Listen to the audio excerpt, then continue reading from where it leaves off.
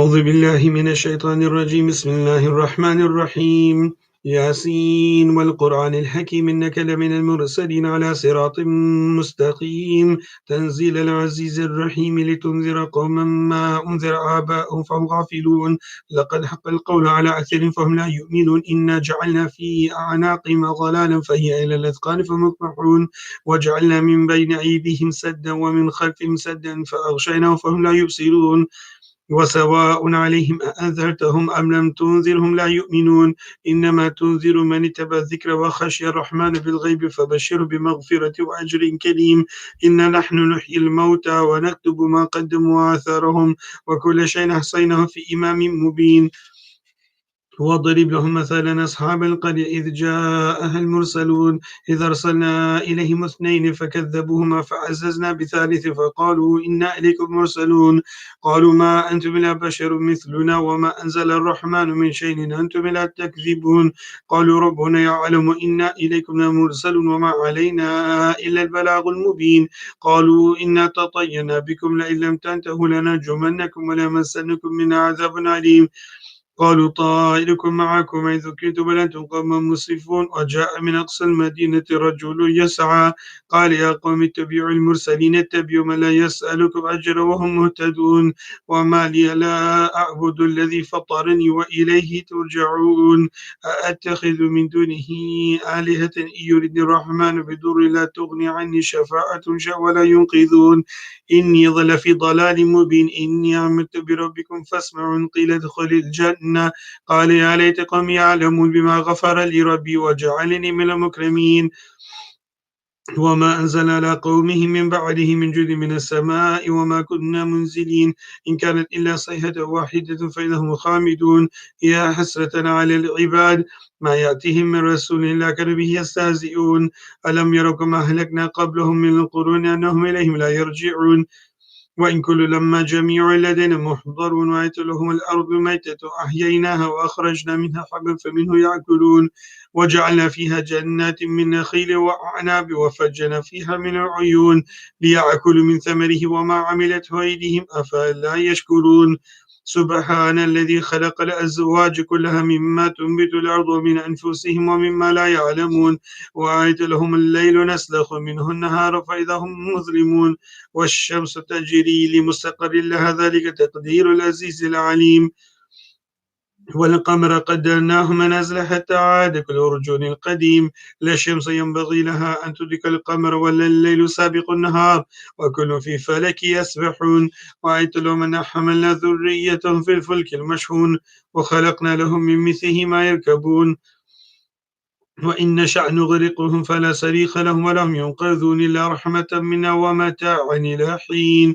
وإذا قيل لهم اتقوا ما بين أيديكم وما خلفكم لعلكم ترحمون وما تأتيهم من آية من آيات ربهم إلا كانوا عنها معرضين وإذا قيل لهم أنفقوا مما رزقكم الله قال الذين كفروا للذين آمنوا أن نطعم من لو يشاء الله أطعمه إن أنتم إلا في ضلال مبين ويقولون متى هذا الوعد إن كنتم صادقين ما ينظرون إلا صيحة واحدة تأخذهم وهم يخصمون فلا يستطيعون توصية ولا إلى أهلهم يرجعون ونفخ في السور فإذا هم من الأجداث إلى ربهم ينسلون قالوا يا ويلنا من بعثنا من مرقدنا هذا ما وعد الرحمن وصدق المرسلون إن كانت إلا صيحة واحدة فإذا هم جميع لدينا مهدرون فاليوم لا تظلم نفس شيء ولا تجزون إلا ما كنتم تعملون إن أصحاب الجنة اليوم في شغل فاكهون هم وأزواجهم في ظلال على الأرائك متكئون لهم فيها فاكهة ولهم ما يدعون سلام قول من رب رحيم وامتازوا اليوم أيها المجرمون ألم أعهد إليكم يا بني آدم لا تعبدوا الشيطان إنه لكم عدو مبين وأن اعبدوني هذا صراط مستقيم ولقد ضل منكم جبلا كثيرا أفلم تكونوا تعقلون هذه جهنم التي كنتم توعدون اصلوها اليوم بما كنتم تكفرون اليوم نختم على أفواههم وتكلمنا أيديهم وتشهد أرجلهم بما كانوا يكسبون ولو نشاء لطمسنا على أعينهم فاستبقوا الصراط فأنى يبصرون ولو نشاء لمسخناهم على مكانتهم فما استطاعوا مضيا ولا يرجعون ومن نعمره ننكس في الخلق أفلا يعقلون وما علمناه الشعر وما ينبغي له إن هو إلا ذكر وقرآن مبين لينذر من كان حيا ويحق القول على الكافرين أولم يروا أنا خلقنا لهم مما عملت أيدينا أنعام فهم لها مالكون وذللناها لهم فمنها ركوبهم ومنها يأكلون ولهم فيها منافع ومشارب أفلا لا يشكرون واتخذوا من دون الله آلهة لعلهم ينصرون لا يستطيعون نصرهم وهم لهم جند محضرون فلا يهزنك قولهم إننا نعلم ما يسرون وما يعلنون أولم ير الإنسان أن خلقناه من نطفة فإذا هو خصيم مبين وضرب لنا مثلا ونسي خلقه قال من يحيي العظام وهي رميم قل يحييها الذي أنشأها أول مرة وهو بكل خلق عليم الذي جعل لكم من الشجر الأخضر نار فإذا أنتم منه توقدون أوليس الذي خلق السماوات والأرض بقادر على أن يخلق مثلهم ولا وهو الخلاق العليم إنما أمره إذا أراد شيئا أن يقول له كن فيكون فسبحان الذي بيده ملكوت كل شيء وإليه ترجعون صدق الله العظيم اللهم إنا نستحفظك ونستودعك أدياننا وأبداننا وأنفسنا وأهلنا وأولادنا وأموالنا وكل شيء أعطيتنا اللهم اجعلنا وإياهم في كنفك وأمانك وعياذك من كل شيطان مريد وجبار عنيد وذي بغي وذي حسد ومن شر كل ذي شر إنك على كل شيء قدير اللهم جملنا بالعافية والسلامة وحققنا بالتقوى والاستقامة وأعذنا من موجبات الندامة إنك السميع دعاء اللهم اغفر لنا ولوالدينا وأولادنا ومشايخنا وإخواننا في الدين ولأصحابنا ولمن أحبنا فيك ولمن أحسن إلينا والمؤمنين والمؤمنات والمسلمين والمسلمات يا رب العالمين وصلى اللهم على عبدك ورسولك سيدنا ومولانا محمد وعلى آله وصحبه وسلم وارزقنا كمال المتابت له ظاهرا وباطنا في عافية وسلامة برحمتك يا أرحم الراحمين.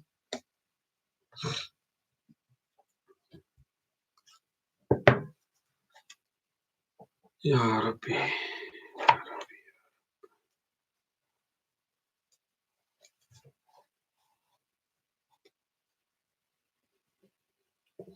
Tamam, this is going to be the last day of Ramadan.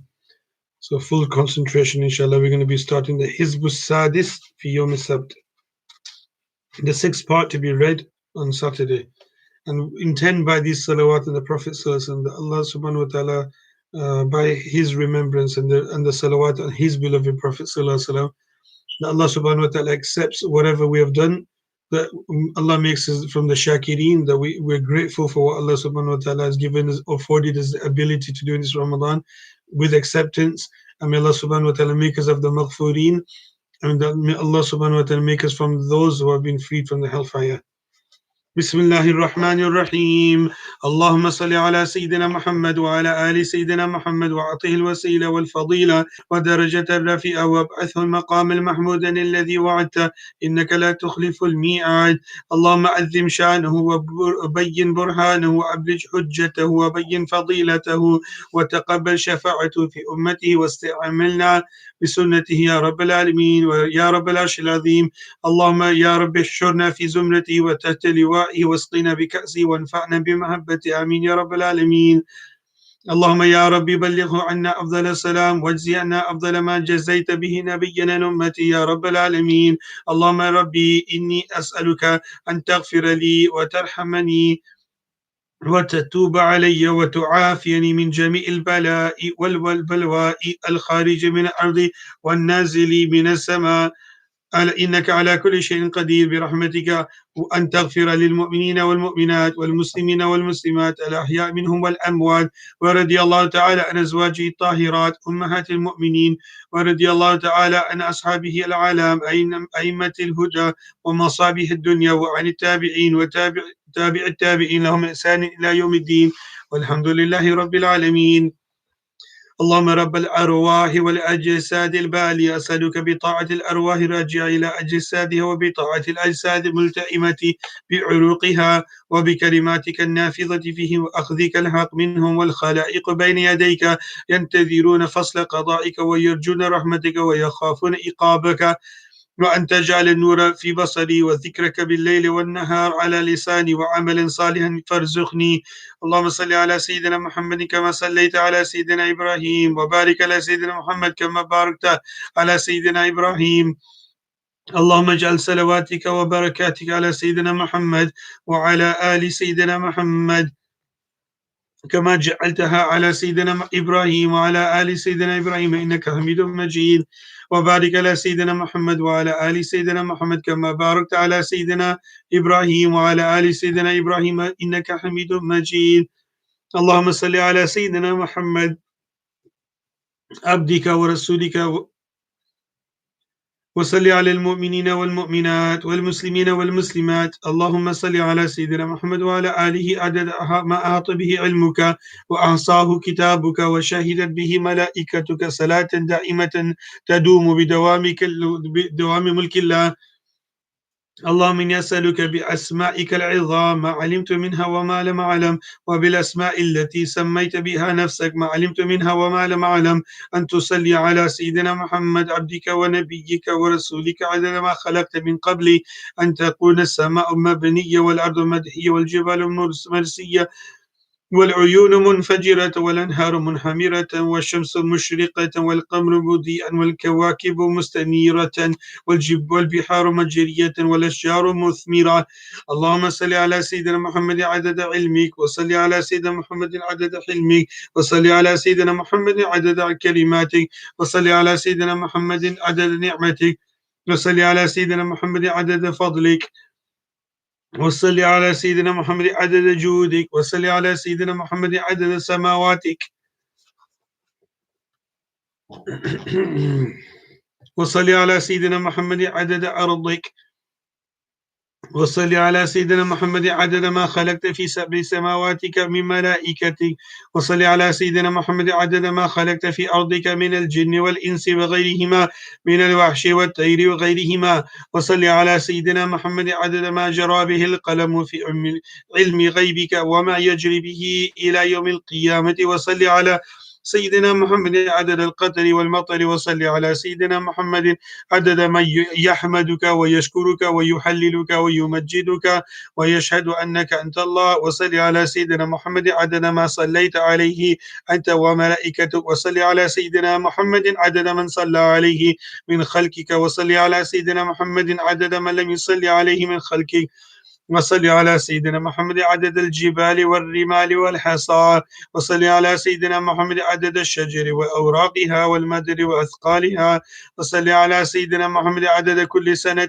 وما تخلق فيها وما يموت فيها وصل على سيدنا محمد عدد ما تخلق كل يوم وما يموت فيه إلى يوم القيامة اللهم وصل على سيدنا محمد عدد السحاب الجارية ما بين السماء والأرض وما تمطر من المياه وصل على سيدنا محمد عدد الرياح المسخرات في مشارق الأرض ومغاربها وجوفها وقبلتها وصل على سيدنا محمد عدد نجوم السماء وصل على سيدنا محمد عدد ما خلقت في بحارك من الحيتان والدواب والمياه والرمال وغير ذلك وصل على سيدنا محمد عدد النبات والحصى وصل على سيدنا محمد عدد النمل وصل على سيدنا محمد عدد المياه العذبة وصل على سيدنا محمد عدد المياه الملحة وصل على سيدنا محمد عدد نعمتك على جميع خلقك وصل على سيدنا محمد عدد نقمتك وعذابك على من كفر بسيدنا محمد صلى الله عليه وسلم وصل على سيدنا محمد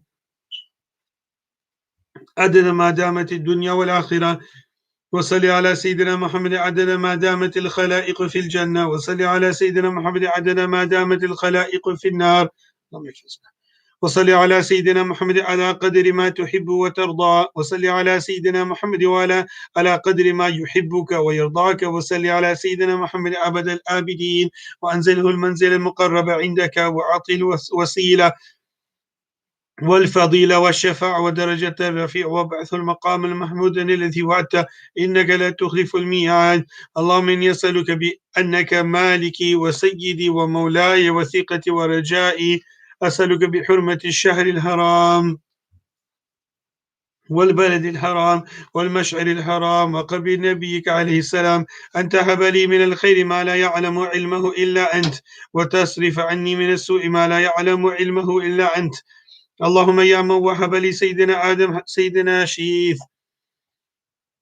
وسيدنا إبراهيم سيدنا إسماعيل وسيدنا إسحاق، ورد سيدنا يوسف على سيدنا يعقوب، ويا من كشف البلاء عن سيدنا أيوب، ويا من رد سيدنا موسى إلى أمه، ويا زائد سيدنا الخضر في علمه، ويا من وهب لسيدنا داود سيدنا سليمان، ولسيدنا زكريا سيدنا يحيى، ولسيدتنا مريم سيدنا عيسى، ويا حفظ ابنة سيدنا شعيب، أسألك أن تصلي علينا على سيدنا محمد وعلى جميع النبيين والمرسلين، ويا من وهب لسيدنا محمد صلى الله عليه وسلم الشفاعة ودرجة رفيعة، وأن تغفر لي ذنوبي وتستر لي عيوبي كلها وتجيرني من النار، وتوجب لي رضوانك وأمانك وغفرانك وإحسانك، وتمتعني في جنتك مع الذين أنعمت عليهم من النبيين والصديقين والشهداء والصالحين، إنك على كل شيء قدير. وصلى الله على سيدنا محمد وعلى آله مع أزعجة الرياح سحابا ركاما وذاق كل ذي روح إماما، وأوصل السلام لأهل السلام في دار السلام تحية وسلام. اللهم أفردني لما خلقتني له ولا تشغلني بما تكلفت لي به، ولا تحرمني وأنا أسألك ولا تؤذبني وأنا أستغفرك. اللهم أفردني لما خلقتني له ولا تشغلني بما تكلفت لي به، ولا تحرمني وأنا أسألك ولا تؤذبني وأنا أستغفرك. اللهم أفردني لما خلقتني له ولا تشغلني بما تكلفت لي به، ولا تحرمني وأنا أسألك ولا تؤذبني وأنا أستغفرك. اللهم صل على سيدنا محمد وعلى آله وسلم. اللهم إني أسألك وأتوجه إليك بحبيبك المصطفى عندك يا حبيبنا يا سيدنا محمد، إنا نتوسل بك إلى ربك فاشفع لنا عند المولى العظيم يا نعم الرسول الطاهر. اللهم شفعه فينا بجاهه عندك، اللهم شفعه فينا بجاهه عندك، اللهم شفعه فينا بجاهه عندك، واجعلنا من خير المصلين والمسلمين عليه، ومن الخير المقربين منه والواردين عليهم، ومن الأخيار المحبين فيه والمحبوبين لديه، وفرحنا به من عرسات القيامة، واجعله لنا دليلا إلى جنة النعيم بلا معونة ولا مشقة ولا مناقشة الحساب، واجعله مقبلا علينا ولا تجعله غاضبا علينا، واغفر لنا ولوالدينا ولجميع المسلمين الأحياء منهم والميتين، وآخر دعوانا أن الحمد لله رب العالمين.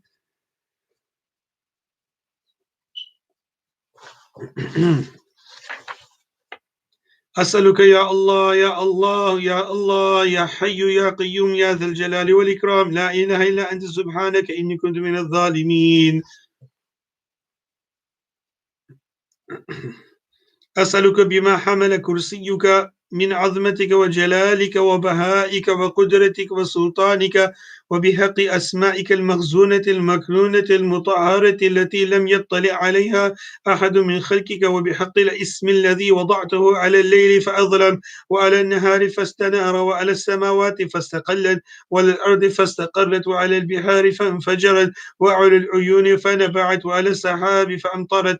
وأسألك بالأسماء المكتوبة في الجبهة سيدنا جبرائيل عليه الصلاة والسلام، وبالأسماء التي المكتوبة في جبهة سيدنا إسرافيل عليه السلام وعلى جميع الملائكة، وأسألك بالأسماء المكتوبة حول الأرش، وبالأسماء المكتوبة حول الكرسي، وأسألك باسمك العظيم الذي سميت بها نفسه، وأسألك بحق أسمائك كلها ما علمت منها وما لم أعلم، وأسألك بالأسماء التي دعاك بها سيدنا آدم عليه السلام، وبالأسماء التي دعاك بها سيدنا نوح عليه السلام، وبالأسماء التي دعاك بها سيدنا صالح عليه السلام، وبالأسماء التي دعاك بها سيدنا يعقوب عليه السلام، وبالأسماء التي دعاك بها سيدنا يوسف عليه السلام، وبالأسماء التي دعاك بها سيدنا يونس عليه السلام، وبالأسماء التي دعاك بها سيدنا موسى عليه السلام، وبالأسماء التي دعاك بها سيدنا هارون عليه السلام، وبالأسماء التي دعاك بها سيدنا شعيب عليه السلام، وبالأسماء التي دعاك بها سيدنا إبراهيم عليه السلام، وبالأسماء التي دعاك بها سيدنا إسماعيل عليه السلام، وبالأسماء التي دعاك بها سيدنا داود عليه السلام، وبالأسماء التي دعاك بها سيدنا سليمان عليه السلام، وبالأسماء التي دعاك بها سيدنا زكريا عليه السلام، وبالأسماء التي دعاك بها سيدنا يحيى عليه السلام، وبالأسماء التي دعاك بها سيدنا يوشع عليه السلام،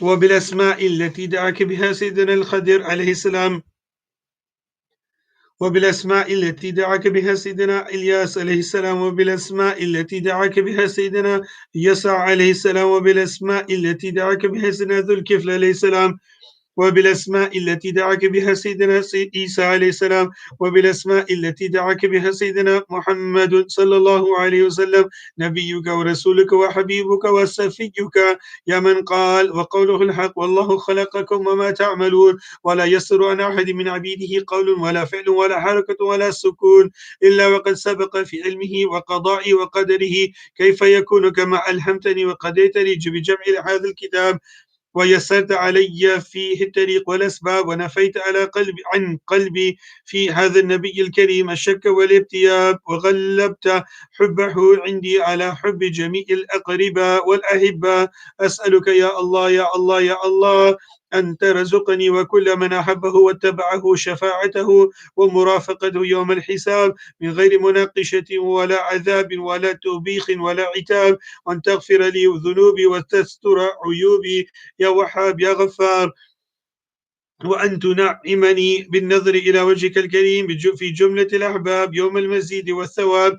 اللهم تتقبل مني عملي، وأن تعفو عما أحاط به علمك به من خطيئتي ونسياني والزلل، وأن تبلغني في زيارة قبره والتسليم عليه وعلى صاحبيه غاية أملي، وبمنك وفضلك وجودك وكرمك يا رؤوف رحيم، وأن تجازيه عني وعن كل من آمن به واتبعه من المسلمين والمسلمات الأحياء منهم والأموات أفضل وأتم وأعم ما جزيت به أحد من خلقك يا قوي يا عزيز يا علي. وأسألك اللهم بحق أقسمت به عليك أن تصلي على سيدنا محمد وعلى آل سيدنا محمد عدد ما خلقت من قبل أن تكون السماء مبنية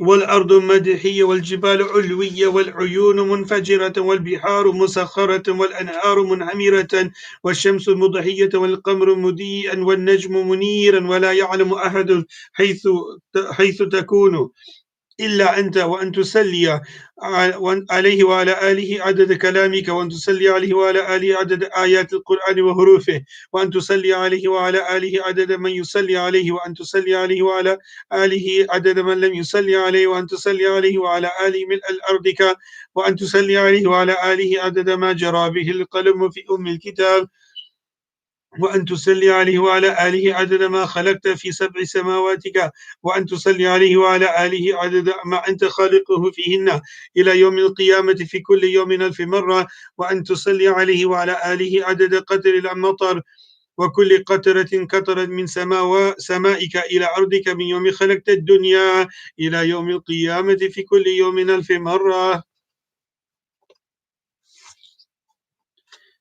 Inshallah, we'll continue tomorrow with the Hizb as normal, even though it's a day of celebration. What better celebration can we have by sending salutation on the Prophet ﷺ? And likewise, we made intention, inshallah, for every single evening, whether it's a weekend or a weekday, whether it's Eid day or not. We said we intended that we're going to be doing this with the intention of lifting the waba, and inshallah that's what we're going to continue doing. So tomorrow, for those people who are not stuffed on their biryanis, etc., they can inshallah continue and join us, inshallah.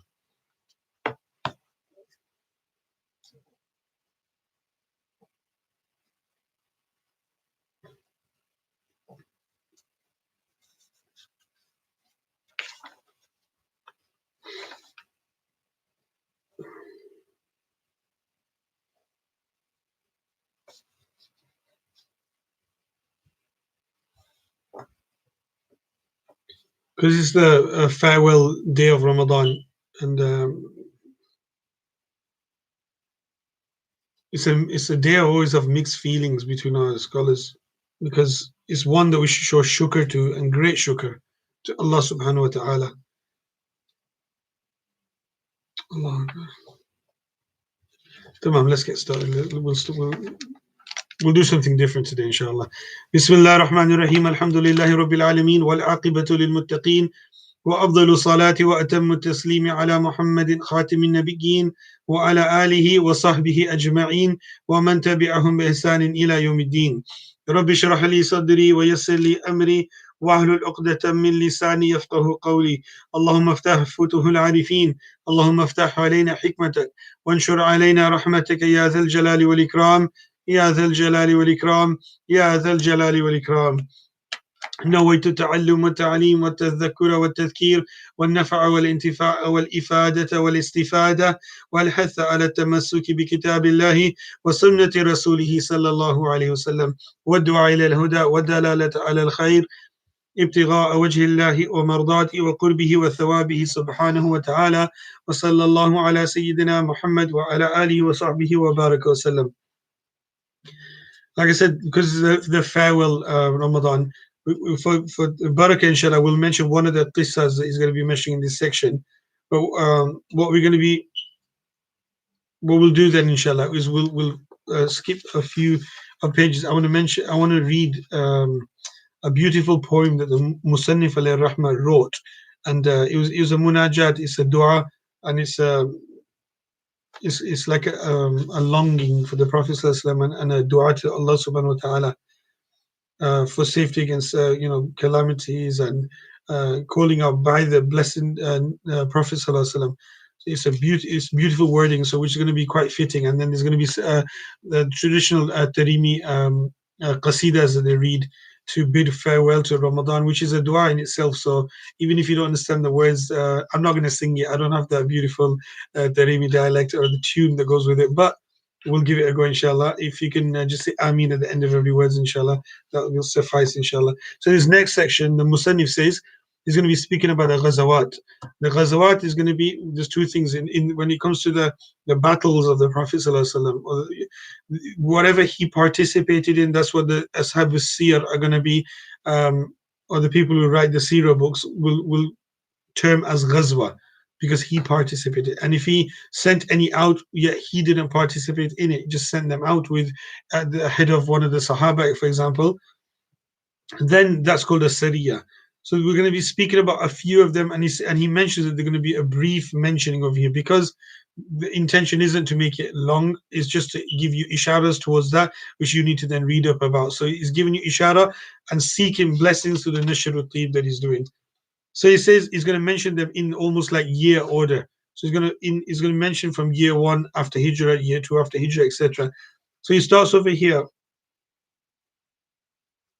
with Sanat al-Ula. So he's going to mention the first year, what are the things that took place. So he says all the time when they were being attacked by the kuffar and the disbelievers, etc., never was did Allah subhanahu wa ta'ala give them the order to retaliate or protect themselves or anything. That's all that was there at that time. When this first year came, Allah subhanahu wa ta'ala gave them the idhn, the permission then to defend themselves. That's the farida of the big J.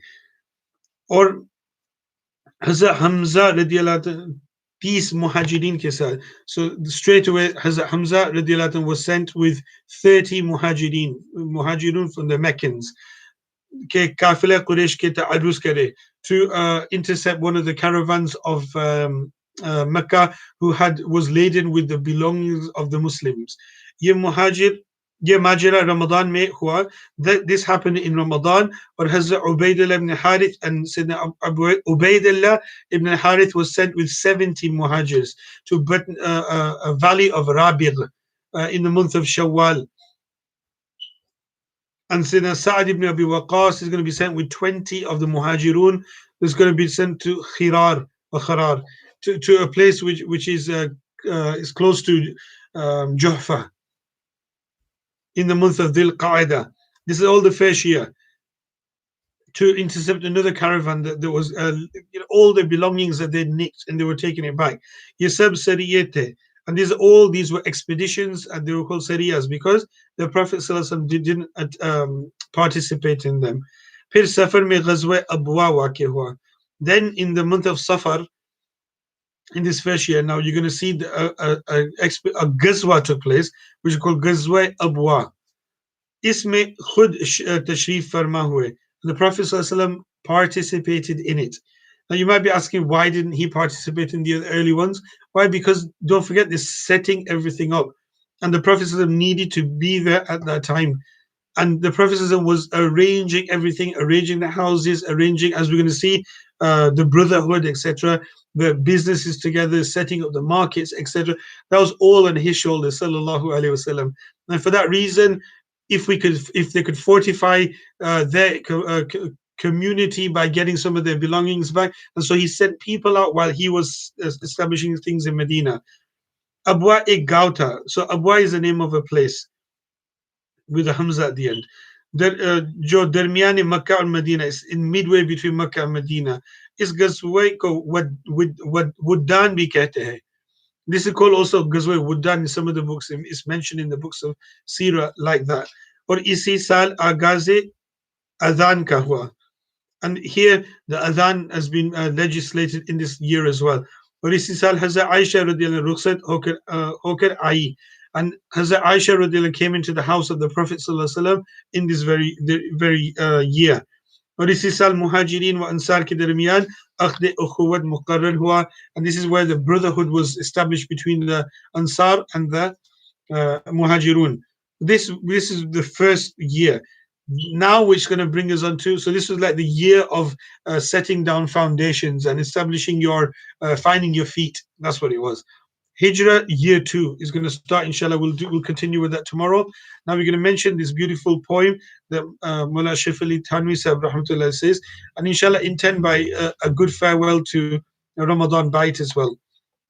So he says, يا شفيع العباد خذ بيدي أنت في الاضطرار معتمدي ليس لي ملجأ سواك أغث مسني الدر سيدي سندي. Allah Akbar. He says, Ya Shafi' al-Ibad, all the great intercessor of all all your ummah.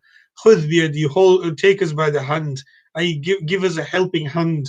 Anta fil ittirari mu'tamadi. You are in times of our needs, the one who we lean on or who we rely upon. Laysa li malja'un siwaka aghith. There is no one just tumhare kaha meri pana. Who is that besides you that we can call out for help? Masani durru sayyidi wa sanadi. Allahu Akbar.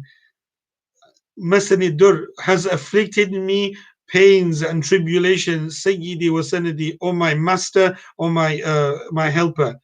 Ghashani dahr ya abna Abdullah. Allahu Akbar. The age of fitna has engulfed me, O son of Abdullah sallallahu alaihi wasallam. Kun mughithan fa anta li madadi. Allahu Akbar. Be for me my helper, for you are my great sister. ليس لي طاعة ولا عمل بيد حبك فهو لي عدتي. He says, I don't have any obedience or I don't have any good deeds other than your love that I can rest upon. Allahu Akbar. Ya Rasulul Ilahi babuka li min ghamam al-ghumumi multadahi. मैं हूँ बस और आप सल्लल्लाहु अलैहि वसल्लम का दर या रसूल सल्लल्लाहु अलैहि वसल्लम अब्र गम घेरे ना फिर मुझको कभी. O Messenger of Allah subhanahu wa ta'ala, the door of yours is for me min ghamam al-ghumumi multahadi. That's the word. There's a mistake. Multahadi. Your door is for all my problems and my sorrows. Multahadi, that which is a place that I can go to. Jud لقياك في المنام وكن ساترا للذنوب والفند. الله أكبر. ख्वाब में चेहरे दिखा दीजिए या Rasulullah sallallahu alaihi wasallam. He says, be kind and meet us in our dreams. وَكُنْ سَاتِرًا and be a veil for us, for our sins. وفندي or DJ خفي and be our secret. أنت عارف أبر خلق الله ومقيل العثار واللدد. در गुजर करना खता व ऐब से सबसे बढ़कर है ये खसलत आपकी. Forgive us for any of our shortcomings to you, O Messenger of Allah sallallahu alaihi wasallam. This is the greatest sifa of yours, that you forgive. Rahmatul lil ibadi qatibatan. You are outright the mercy to all of the slaves. Bal khususan li kulli dhi awadi. Rather, even more so for those that are laden with sins. Laytani kuntu turba taybatikum. Look at the words he's using. Allah Akbar. He says, how I wish that I was a speckle of dust in your city of Medina. فَالْتَثَمْتُ نِعَالَ ذَاقَ قَدِي. He says that all I would do was wait for that day when you would step over me and I would kiss your soles, or your na'als, your blessed sandals. فأصلي عليك بالتسليم متحفا عند حضرة صمدي. Ab Sallallahu Alaihi Wasallam par ho rahmat be intiha. So I send salutation upon you and peace. متحفا عند حضرة صمدي. Hazrat Haqqi taraf se daimi. And we ask Allah subhanahu wa ta'ala to send continuously upon you also bi adad al-rimali wal anfas, according to the number of grains of dust in this world, or sand, and breaths, one nabatil kathiri muntadimi, and also according to the number of plants and shrubs. وعلى الآل كلهم أبدا, and upon your family, all of them forever and ever. بالغا عند منتهى الأمد. और तुम्हारे आल पर असहाब पर ta baqai umar dar ukhrawi, for the rest of our time in this world and even in the akhirah, continuing to send on you and your al. This was a beautiful, beautiful Allah Akbar. They are words need to be etched in and written in gold. Allahu Akbar, Allahu Akbar. This is a qasida that, I mean, for those who want to, witness the beauty of Tareem, they should Google this. Muwadda' muwadda' ya Ramadan, and hear it done in the Tareemi dialect. But suffice for us to read it, inshallah, with the barakah. Muwadda' muwadda' is saying, farewell, farewell, O Ramadan. Nastudi Allah shahr siyam. We bid you the farewell of Allah subhanahu wa ta'ala, O blessed month of Siyam, fasting. Salawatu min Allah wa azka salam. The peace of Allah subhanahu wa ta'ala and the most purest of peace. Al Mustafa Ahmad Shafi al Anam. And he begins to mention all the way through. So he says, Muwadda' muwadda' ya Ramadan, nastudi Allah sha'r siyam, salatan min Allah wa azka salam, ala al-Mustafa Ahmad Shafi' al-Anam, salamun salamun ka misk al-khitam, ala shahr Ramadan, shahr siyam. سلام عليك شرحت الصدور ونال بك الصائمون المرام سلاما يضاعف في كل حين عليك من الله بار الأنام سلام عليك من الله يملي العوالم دوام سلام يزيدك خيرا كثير ويرفعك الله أعلى المقام سلام على كل وقت وحين من الأيام والليالي العظام سلام عليك فما أقصرك لدى العارفين الحداة الكرام فكم يعتق الله فيك الرقاب من النار والعار لأهل الصيام وكم يغفر الله كل الذنوب لمن صام فيك وبالليل قام سلام على ليلة خيرها يفوق عباد 80 عام سلام على الروح فيها مع الملائكة الطاهرين الكرام سلام عليهم عسانا لنا من الله من كل أمر سلام فيا خير ضيف حبيب كريم شفيء إلى الله يوم القيام فكن شافعا عند ربك لنا ليرفعنا بك أعلى المقام ويجعلنا مثل من قد أهاب ويكرمنا بالمزايا العظام ويمنحنا بالهدى والتقى وعافية والغنى بالدوام يا مسلمين أن شهر الرضا قضى والآذن بالانصرام وفي آخره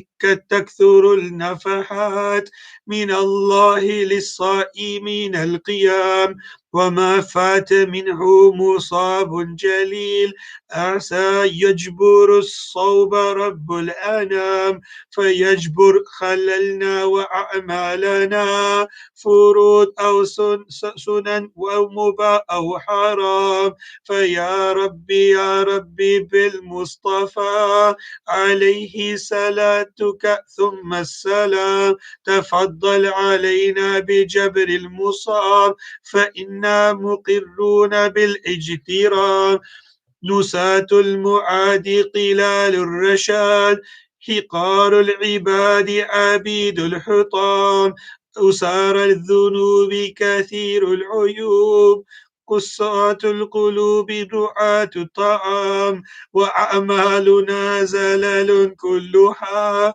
وليس لنا غير فضلك ذمام فسلم وأرشد وأكرم وزد بما أكرمت بعبيدك الكرام وأحبابنا وجميع الفروع كذا المسلمين مع عفو عام وهبنا كما أجر من عبدوك أتوا بعد أو قد مضوا بالسلام تعالوا بنا أيها المسلمون نودع شهر العطايا الجسام فكم فاتنا فيه من نفحة أتتنا ونحن غفول أو نيام وكم نظرات بها خصصا المحبون عند الدعاء في الظلام تعالوا نودع ضيفا كريم شريف النزول شريف المقام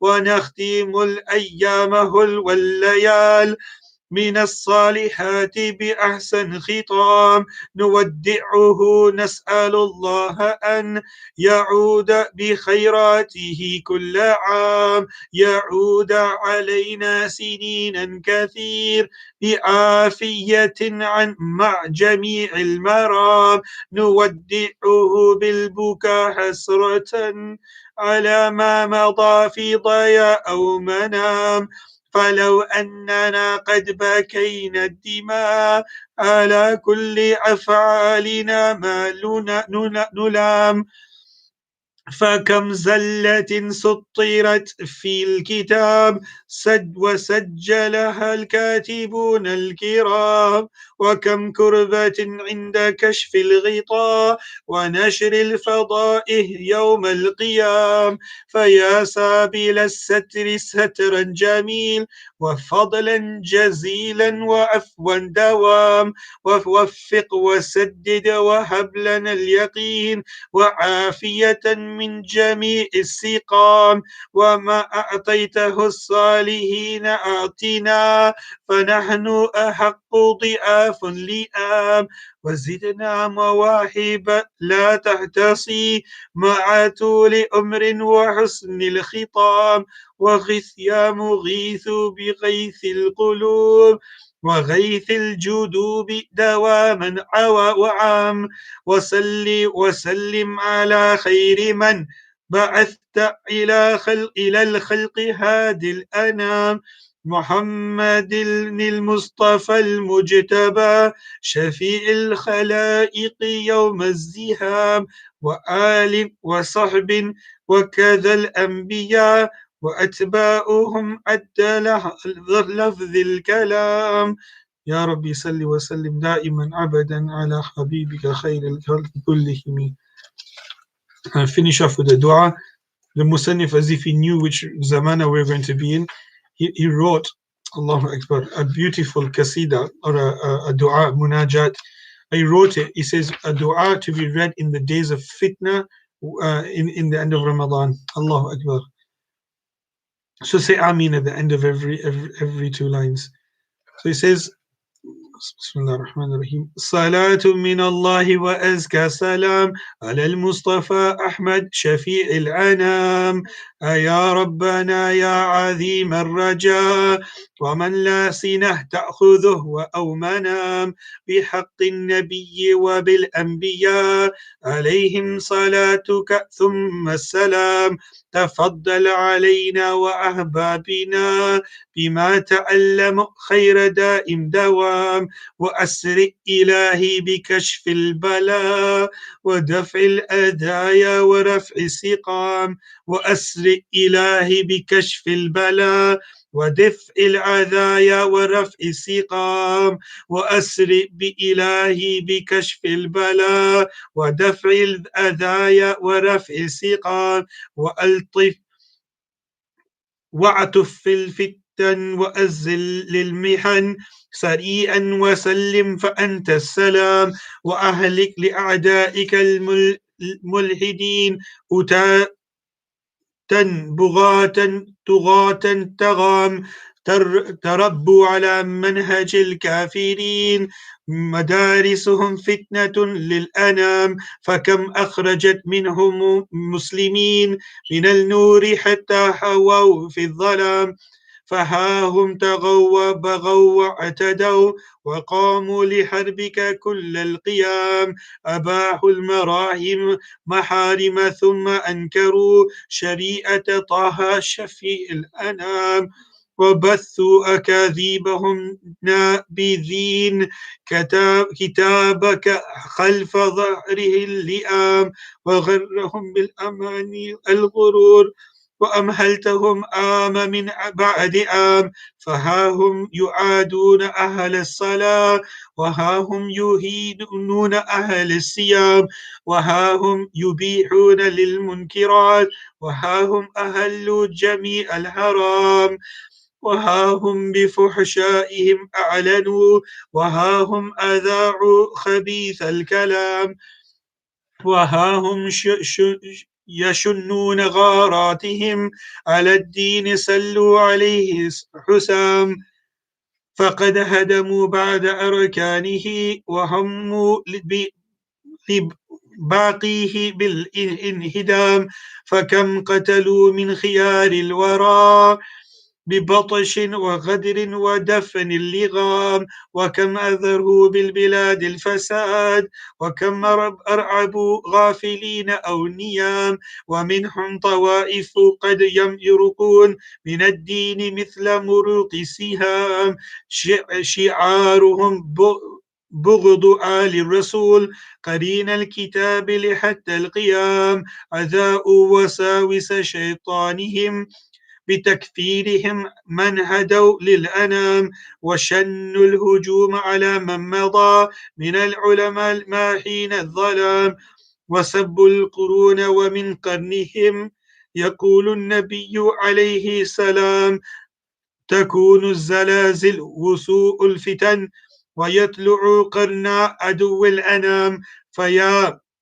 مقتدر حل مقتك بهم ويا منتقم عجل الانتقام فيا مقتدر حل مقتك بهم ويا منتقم عجل انتقام يا مقتدر حل مقتك بهم ويا منتقم عجل انتقام ويا مقتدر حل مقتك بهم ويا منتقم عجل الانتقام فيا مقتدر حل مقتك عند بهم ويا منتقم عجل الانتقام فيا مقتدر حل مقتك بهم ويا منتقم عجل الانتقام فيا مقتدر حل مقتك بهم ويا منتقم عجل الانتقام فخذهم ببطش شديد يكون لمن بعدهم عبرة للأنام ولا تلهلنهم فقد أشعلوا على الدين نارا لها اضطرام فمزقهم واعطف نيرانهم واطفي نيرانهم وحطم معاقلهم والخيام فقد أظهروا قدرة في الضعاف فخذهم بقدرة من لا يضام وصب عليهم سياط العذاب قاصمة تصدق الانقسام فقد مكروا فامكرن بهم ودمدم عليهم وكدهم دوام وأبدهم وتدبيرهم يا مبيد ودمر بغاة الفساد الغشام فقد قلت إنك للمفسدين بمرصاد اسرع بحسد اللئام وغث يا مغيث بغيث القلوب وغيث الجدوب دواما وعام وأجل إلهي بهذا وذا قراء منك آجل لشهر صيام وعجل إلهي بهذا وذا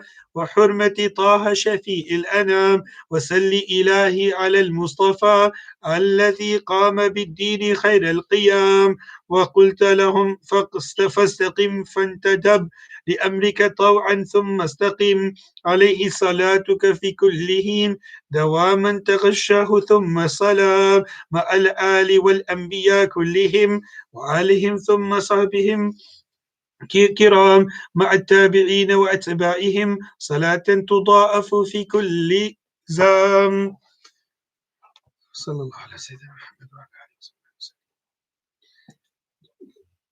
As a parting words, inshallah, before we leave this month of Ramadan, don't waste a single moment. Every moment of these final moments are really, really great. What we need to do is a few things that we can. The first thing that we need to take as a final point, if we can, for us, is to have shukr to Allah subhanahu wa ta'ala. Allah subhanahu wa ta'ala loves for a person when he's been given tawfiq from Allah to stand in Taraweeh, to pray the Quran, to fast in the month of Ramadan, and etc. etc. etc. And Allah loves that we show shukr to Him. Allah Akbar. One of the beautiful du'as that you can say, Alhamdulillahi alladhi bi ni'matihi tatimmu salihat. This is a hadith which is mentioned in Ibn Majah, if I can remember correctly. Alhamdulillahi alladhi bi ni'matihi tatimmu salihat. What that means is all praise is due to the one by his blessings that we completed good actions. Because it's only a ni'mah from Allah subhanahu wa ta'ala. We should really try to salute, shukr to Allah, alhamdulillah wa shukri lillah, alhamdulillah, hamdan yuwafi ni'amahu yukafi mazida. This is a moment of shukr to Allah. There was a person, Imam Ghazali rahmatullahi mentions that he was born on an island surrounded by ni'mas after ni'mah after ni'mah, and he worshipped Allah subhanahu wa ta'ala day and night for the entire portion of his life. When he passed away, he was seen in a dream from a saint, and he saw this emerge in front of him. He says, I was stood in front of Allah subhanahu wa ta'ala, and Allah subhanahu wa ta'ala called to the angels to this person. And he says, take my servant and enter him into paradise through my mercy. So straight away this person said, no, whoa. It's not through, he says, rather through my good deeds that I've done. I haven't done one single bad deed. He says, I've only done good deeds in my entire life. I was surrounded by your blessings and I had no obstructions or distractions. And I just worshipped and worshipped and worshipped you. So take me in your Jannah through my good deeds. So Allah said, all right then, hasibuhu. He says, then test him. He says, go and bring him to account. So Allah says, so he says, right. He says, what's that blessing of the eyes? Just the eyes. He says, tally up all his good deeds against the blessing that I gave him for his eyes.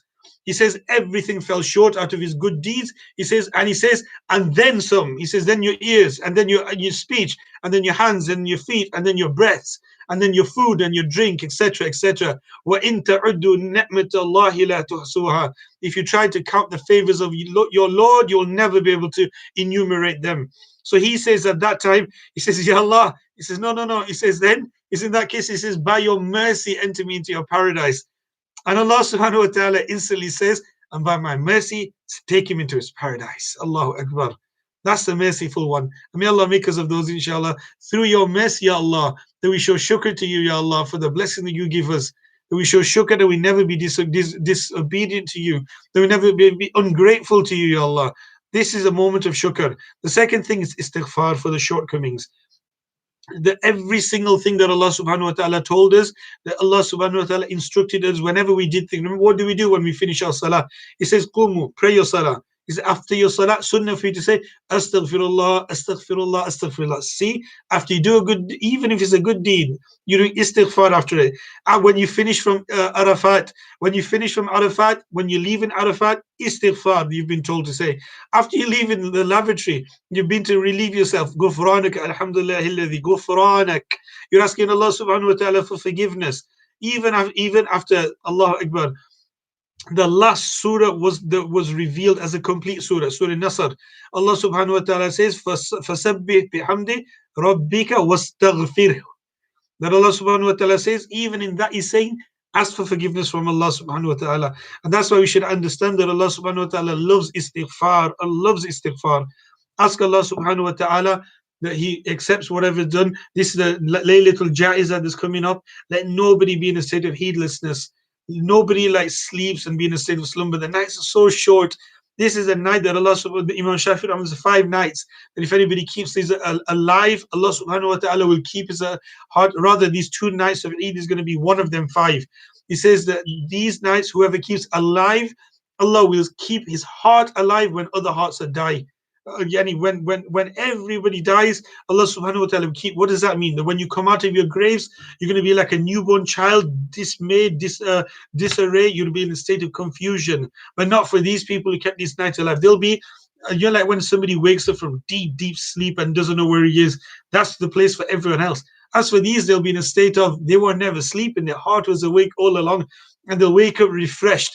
Where is my Rasul sallallahu alaihi wasallam? And they'll find him, and they'll be in his group all the way, enjoying the beautiful fragrances of Jannah and the Hawd al-Kawthar of the Prophet sallallahu alaihi wasallam. Ask Allah for what in His final moments. Allah accepts whatever we've done. That Allah forgives our shortcomings. That Allah subhanahu wa ta'ala accepts our a'mal, our qiyam, our siyam, our fasting, our ruku', our sujood, and everything that He gives us tawfiq for. Ask Allah subhanahu wa ta'ala through His mercy that Allah saves us from the hellfire.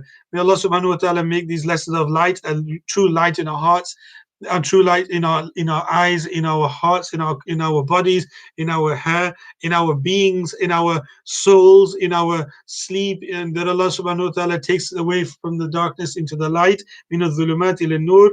Allah subhanahu wa ta'ala gives us lights in our graves, gives us a vision of the Prophet sallallahu alaihi wasallam by the beautiful words and the kalams that we've heard and the ishq that they had. May Allah subhanahu wa ta'ala open and manifest that beautiful face for us, whereby all the humum and ghumum have gone, all the waba is gone. May Allah subhanahu wa ta'ala take this waba away that leaves no traces behind. May Allah unify our hearts. May Allah make us one. May Allah give everybody a happy Eid. May Allah subhanahu wa ta'ala make us from the Aidin Faizin. May Allah subhanahu wa ta'ala make us of those who can witness Ramadan year after year. May Allah subhanahu wa ta'ala don't deprive us from another Ramadan. May Allah subhanahu wa ta'ala accept our Ramadan. May Allah subhanahu wa ta'ala forgive our shortcomings, Ya Allah. Ya Allah, if it's destined for us to die, then make this be a moment, Ya Allah, that this Ramadan counted for us, Ya Allah. And if it's written, Ya Allah, for us to have many more other Ramadans, then make us live long enough to be in the blessed breezes of Ramadan. Ya Allah, you gave us this blessed month, Ya Allah, but we neglected it. We were lazy, even though you gave us this lockdown so that we can concentrate on you, Ya Allah. Our hearts were still locked in the dunya, Ya Allah. Forgive us for this shortcoming, Ya Allah. Ya Allah, forgive us for the shortcoming. By the haqq of your Habib, your beloved Prophet Muhammad sallallahu alaihi wasallam, we ask you for acceptance and qubuliyah, that you give us tawfiq to finish these books and continue in the blessed lessons of light, that we continue for the rest of our lives, Ya Allah. Make us of Ahl Salawat and the Prophet sallallahu alaihi wasallam. Make us of Ahl al-Quran, Ya Allah, that we never leave the Quran, Ya Allah. Ya Allah, not just in Ramadan, and we forget it, Ya Allah, for the rest of the months, Ya Allah. Don't make us of those who are deprived from reading your Quran, Ya Allah. Make us of those who are Hafiz al Quran and the Hamalat al Quran, that we preserve the Quran until the day that we die, Ya Allah. Ya Allah, that we read it day and night, Ya Allah. That we have a father that are created, Ya Allah, that you make from, that you preserve your deen through our nasl, Ya Allah. You accept us for your deen, Ya Allah, and you accept us for your khidamat, Ya Allah. And whoever's serving your religion, Ya Allah, you accept their khidamat. Whoever's ill, Ya Allah, give them shifa, kamila, ajila, mustamirra, Ya Allah.